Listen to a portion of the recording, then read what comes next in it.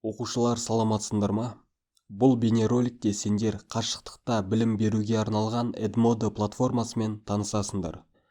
Бұл платформаға компьютер арқылы да, өздерінің смартфон арқылы да кіруге болады. Осы видеода бұл екі жолды да қарастырамыз.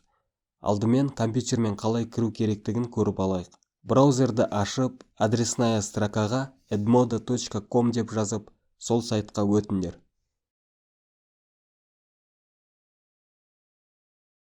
Сайт ашылғаннан кейін войти деген батырманы басасыңдар.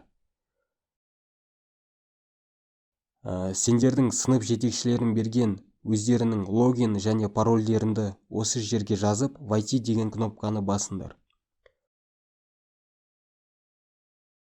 Бұл жерде сол жақ бетте мои классы деген разделде өздерінің сыныптарын тұратын болады. Сынып парақшасына кіретін болсаңдар, сабақ басталған уақытта осы жерден сендерге мұғалімдерден тапсырма келіп тұратын болады.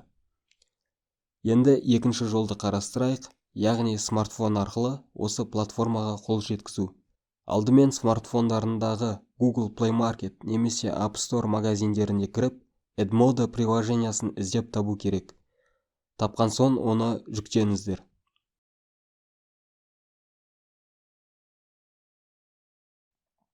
Ары қарай осы приложенияны ашқаннан кейін сіздер өз аккаунттарына кірулерін қажет. Ол үшін екінші тұрған батырманы басасыздар. Бұл жердегі бірінші батырма ол аккаунты жоқ адамдарға арналған, ал сендердің аккаунттарын бар болғандықтан екінші батырманы басасыңдар. Логин и парольдарыңды жазғаннан кейін войти батырмасын басыңдар.